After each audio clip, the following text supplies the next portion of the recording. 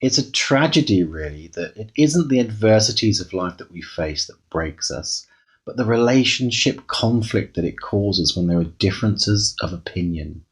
So today on the podcast, we're talking about how to find togetherness in adversity, finding ways, and I'll give you some mindsets that will give you a solid foundation for your relationship, and also walk you through some ways and approaches that you can use to bring that togetherness when you find yourself in conflict, when the shit hits the fan. So stay with us, and here we go. Hit it, Kim. Welcome to the Be a Brilliant Human podcast. You're in the right place if you're a growth-seeking being who acknowledges the challenges and delights of your humanity on the path to an ever more conscious life.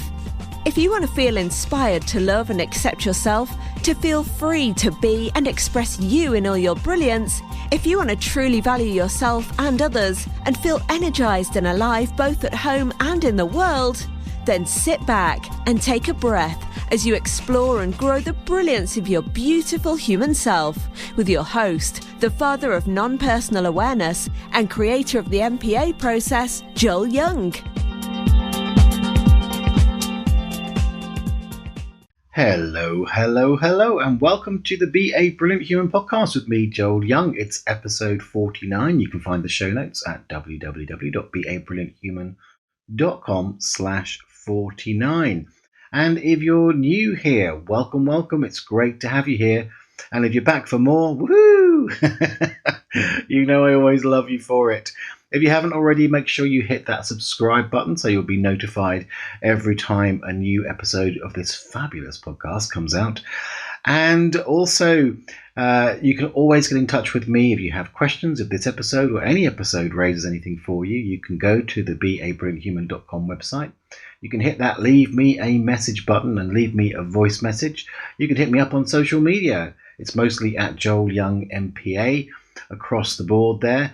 Or if you're on YouTube, it'll be just youtube.com/Joel Young. And if you're on Facebook and want to come and visit me, it's facebook.com/NPA Rocks. And speaking of MPA, if you haven't already downloaded the free MPA process worksheet, you can do that. You'll find it at the show notes for today, or you can go to my main website, which is Joel Young NPA. It's NovemberPapaAlpha.com. And you can download it for free there. And it'll be particularly relevant for today because we're talking relationships. And while MPA isn't specifically a relationship tool, because it does all sorts of wonderful things, letting go of the yucky stuff, letting in the yummy stuff of life, and helping you to not take things personally, when it comes to relationship, it is a fabulous tool for resolving conflict. And we'll talk a little bit more about that as we go on.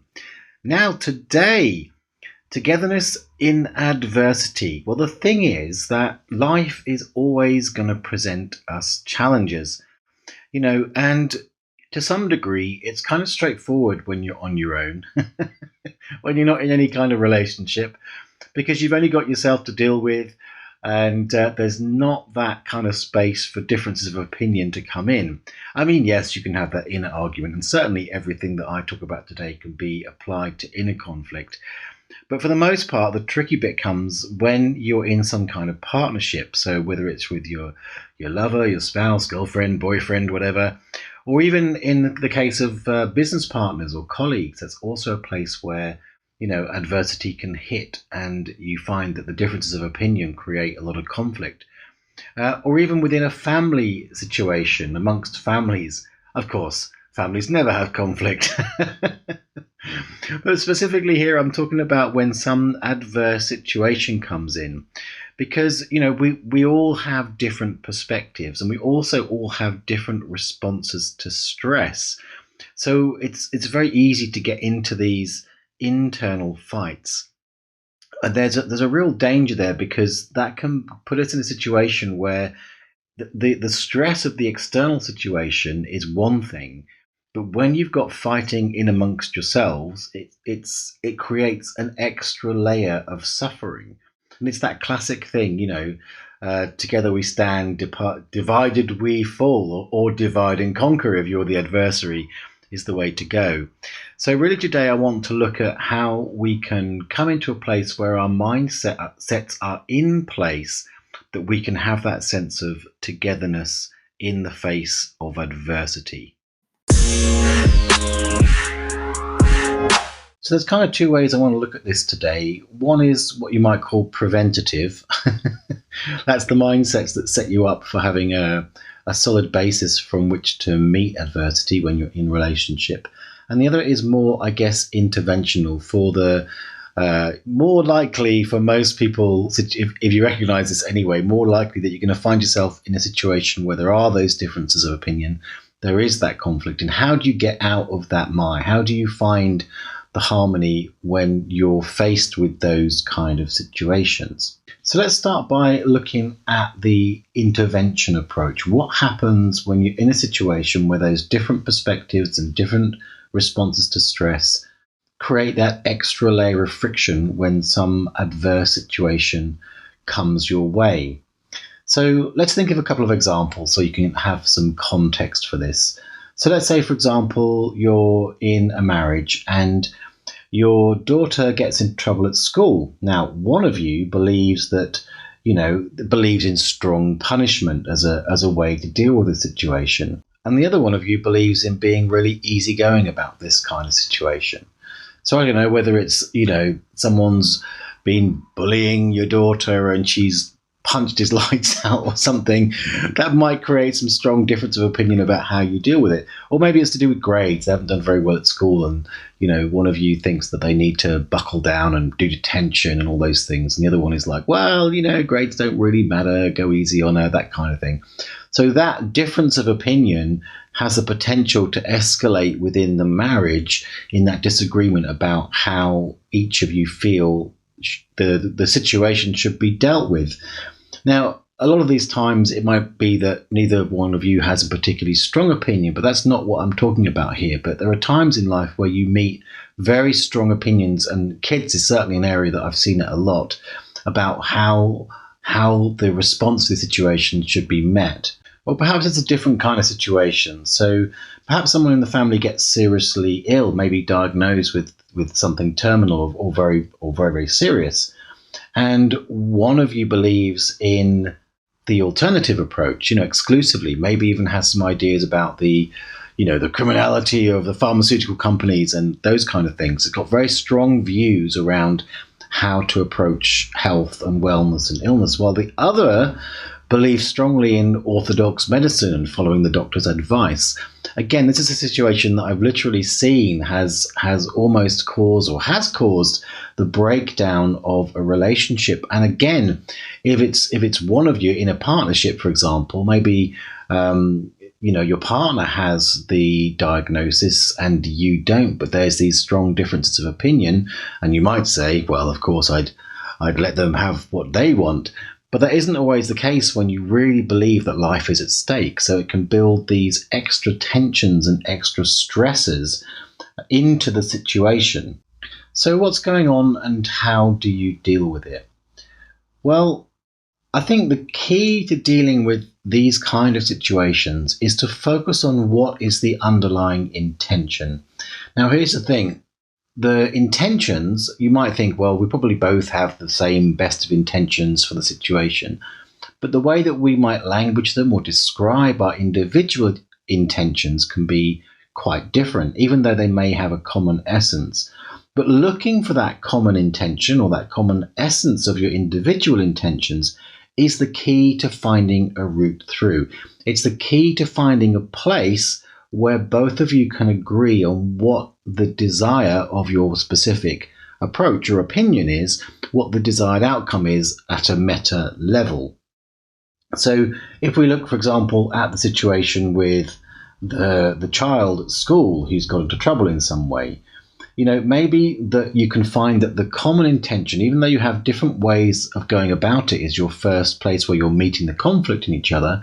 Maybe you can both discover that you have a common intention of that is that she learns a lesson from this experience.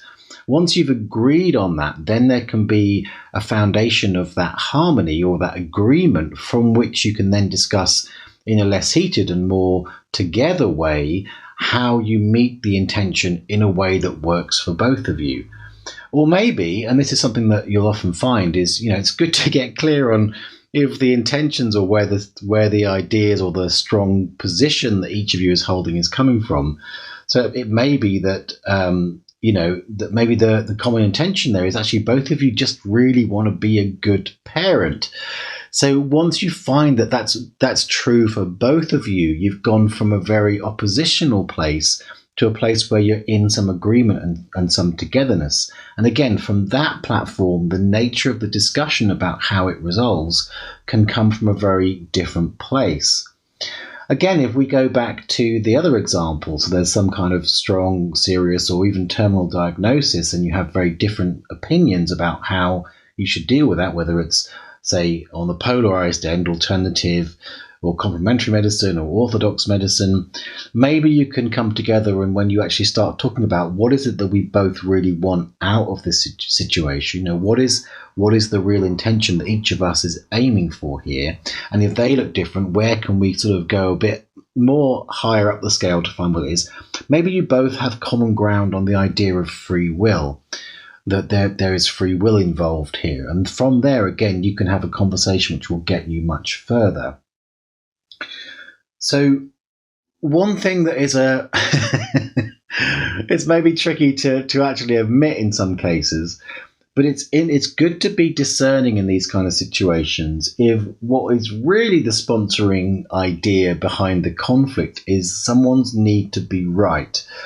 So that's something that if you're the leader in this sort of cooperative approach, it's probably easier to ask yourself, is this just about me needing to be right, than maybe saying to your partner or whoever you're dealing with, you're just trying to be right.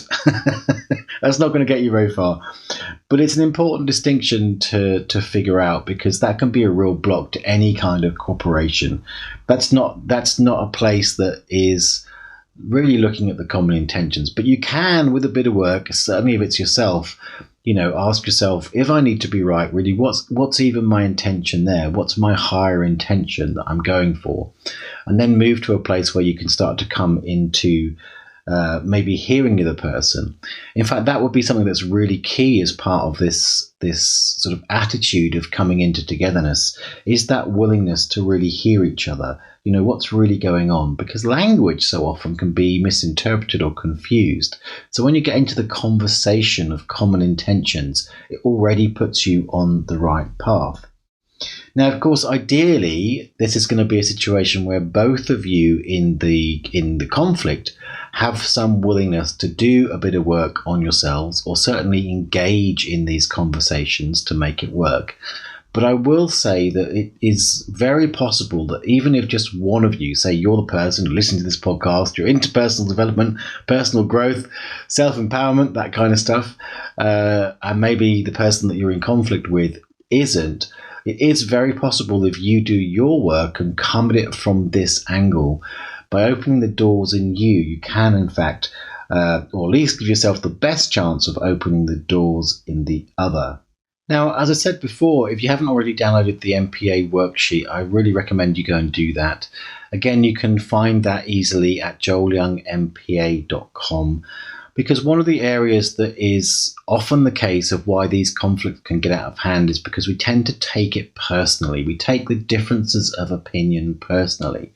So using the MPA process can help you to become much less sticky around other people's opinions, because when everyone starts taking everything personally, we become so unresourceful in ourselves. We become much more susceptible to getting caught up in our own stories, our own hurt, and we can lose sight of what is the common adversity. What's the real thing that's out there that's creating conflict or stress or threatening the unit that we are part of. And it's good to think about things in terms of the unit. If you're in a relationship with someone, I mean, I'm not talking about codependency here. I'm talking about just the general mindset of we're a unit, and then what's out there is affecting us, not just me or you. And also in regards to MPA, at the MPA Expansive Weekend, and I did one last year, and there's none planned at the moment, obviously with COVID. And mostly I'm really looking at doing online stuff. So at some point I may put this into a program, but right now it's not available. I use a process called the integration frame, which does this really beautifully. It allows you to find those common intentions, the place where two parts in conflict, that could be two people, two inner parts, a part within yourself and a part outside yourself, where there's this conflict and those differences of intention. It's a really graceful, simple way using the MPA technique to find that common ground, and just coming into awareness of it is hugely powerful. Now, the best way to get access to that is with some one-to-one sessions with me. So if you're in a situation, maybe it's been ongoing for some time, maybe it's maybe it's something akin to the example I've given, where there's some kind of illness going on, you've got massive conflict, but it's just adding salt into the wound, or any kind of life situation where you've got that kind of conflict going on. Then you can go to joelyoungmpa.com/sessions, have a look at my sessions. You can book a 10-minute call, just get on the phone with me for 10 minutes, we'll have a chat. And if it feels like it's something that's going to really help you, then we can do some sessions and really get you into a place where you can find this harmony. All right, so what's the preventative side of things? Let's talk a bit about that. Okay, so as I said, it's great if you and the person that you're dealing with, and it's easy for me to keep it in terms of intimate relationships or partners, but again, as ever, it applies to family members and business partners and these kind of things. But it's great if you can have this conversation. Early on in a relationship, of course, is the best time to have a conversation that's going to set the stage for a solid foundation, especially in the face of adversity. But at any point where you realize that this is an issue, you can always create space to just say to your partner, we need to talk about, I've seen this happen. Something comes along and we end up fighting each other, and we become weaker in the face of this situation, rather than what we both want, which is to defeat the challenge that is happening to us. So, and then you can get into a conversation that I'm going to suggest, which is one which, again, sets that foundation of togetherness. And there's a number of parts to it. So the first thing is to realize, to deeply realize that the outside force is outside. Now, I know we can go into the spirituality thing of, we're all one, there's no boundaries, there's no separation, it's all an illusion. But let's get real. This is about being a brilliant human, not being an enlightened master sat in a cave omming for 24/7. That's not the case here. We're people in the 21st century, for the most part, in a society that has real shit going on in the 21st century. So, when I'm saying the outside force, I'm simply saying, there's a situation which is happening beyond the realms of the family. So again, those two examples, terminal illness, or some kind of serious diagnosis. It's like an outside force. There's you're happily going along in your coupledom, and then this thing happens, this situation. But recognizing that it's outside is, in a way, what I said a moment ago, which is understanding that you are a unit.